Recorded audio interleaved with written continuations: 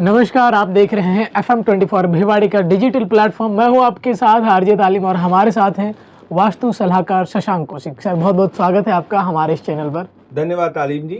और मुझे बड़ी खुशी होती है कि जिस तरह से युवा पीढ़ी वास्तु के वैज्ञानिक आधार को समझ रही है, जुड़ रही है, और हमारे पास जो कॉल्स आते हैं वो युवा पीढ़ी के बहुत ज़्यादा आते हैं, क्योंकि वो इस बात को समझने लग गए हैं कि वास्तु के छोटे छोटे उपाय या वास्तु के द्वारा कुछ चीज़ों को चेंज करके हम अपनी लाइफ को बहुत अच्छा कर सकते हैं। और ये देखिए प्राचीन विधा है और पूरी तरह से साइंटिफिक आधार पर है, और जिस तरह से आपके माध्यम से ये लाखों लोगों तक पहुंच रही है, उसके लिए निश्चित रूप से आप सब लोग भी धन्यवाद, यानी कि आप, आपकी टीम सब धन्यवाद के पात्र हैं। सर, आज बात करेंगे वायव्य कोण के बारे में। जी, वायव्य कोण इज ए मोस्ट इम्पोर्टेंट कोण। जी जी।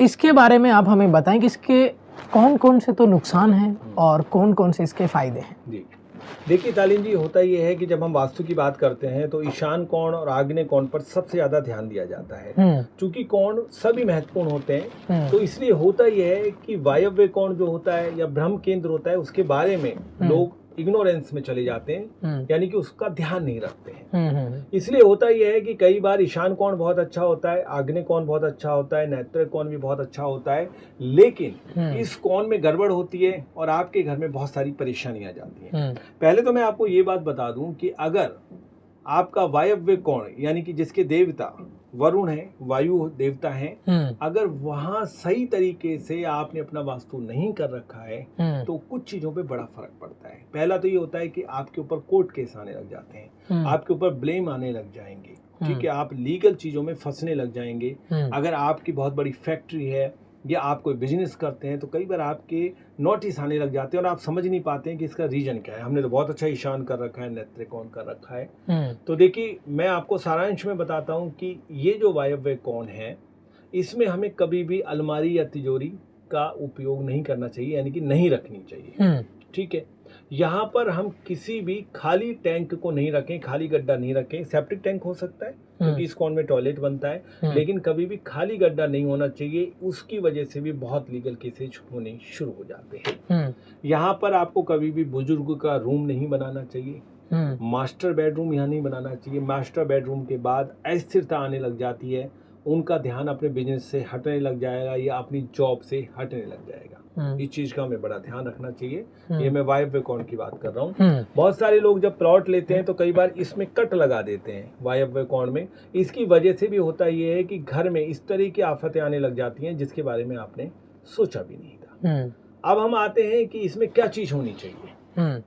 देखिए, वायव्य कोण में आप सेप्टिक टैंक बना सकते हैं। इसमें एक पर्टिकुलर, यानी कि वो पूरा हिस्सा आपका वेस्ट से नॉर्थ की तरफ नहीं होना चाहिए, और उससे पहले का जो हिस्सा है, यानी कि उसमें आप टॉयलेट बना सकते हैं। सेप्टिक टैंक का भी इसमें प्रावधान है। यहाँ पर आप सीढ़ियाँ बना सकते हैं।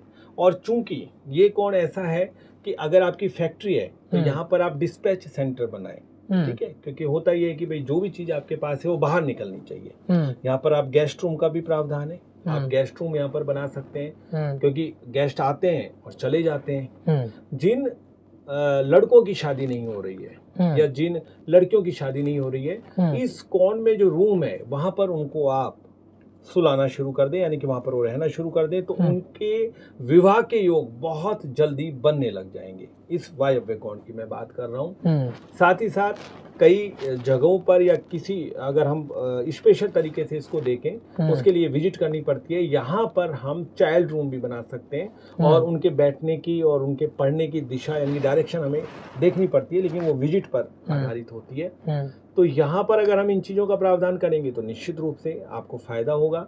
यहाँ पर आप मेटेलिक कलर का प्रयोग करें इस वायव्य कोण में, यहाँ पर कट नहीं होने चाहिए, और आप लाइट कलर का भी प्रयोग यहाँ पर कर सकते हैं। फिर देखिए, वायव्य कोण ना सिर्फ आपको अनवांटेड जो केसेज होते हैं उससे बचाता है, आपके घर में चिड़चिड़ापन नहीं रहेगा, और आपके घर में अगर शादियाँ नहीं हो रही हैं तो वो भी होनी शुरू हो जाएगी, और आपके व्यापार में भी बहुत अच्छी वृद्धि होगी।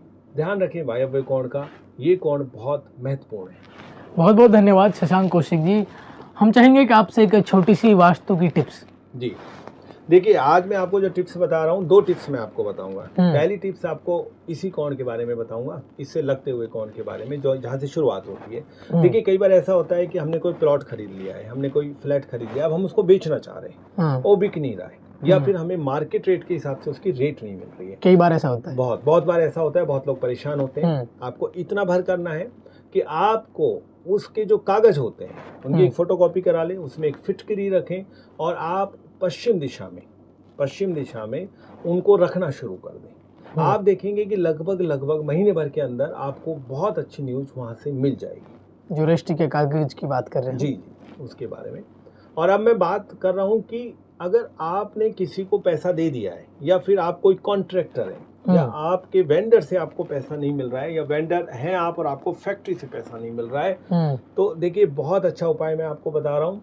आपको करना ये है कि आपको जो लाल मिर्च होती है उसके जो 11 बीज होते हैं उन्हें एक तांबे के लोटे में डालें और सूर्य भगवान को अपने सिर के ऊपर से उस लोटे को ले जाकर अर्घ देना शुरू करें। बहुत प्रभावशाली उपाय है। आपके अपने आप ही, जिसको बोलते हैं ना, बाणक बनने लग जाएंगे। वो रुका हुआ पैसा जो आपका रुका हुआ है, और खासतौर से ऐसी जगह पर रुका हुआ है जहां पर पैसा है वो आपको नहीं दे रहा है, तो वो निश्चित रूप से आपको पैसा देने लग जाएगा। इन दोनों उपायों को आप जरूर करें। ये प्रक्रिया वैसे किस समय पर करें आप? ये सूर्य भगवान को आपको सुबह अर्घ देना है, आप उन्हें अर्घ दें और ये कंटिन्यू रखें। आपको कुछ ही दिनों में या तो उसी के कॉल आने शुरू हो जाएंगे। और जो मैंने पश्चिम दिशा की बात बोली है वो आप कभी भी कर सकते हैं, किसी भी समय कर सकते हैं। गोधूली वेला या संध्या रात में ना करें, उससे पहले किसी भी समय कर सकते हैं। बहुत बहुत धन्यवाद शशांक कौशिक जी। आपसे मुलाकात होगी अगले एपिसोड में, तब तक के लिए नमस्कार। धन्यवाद।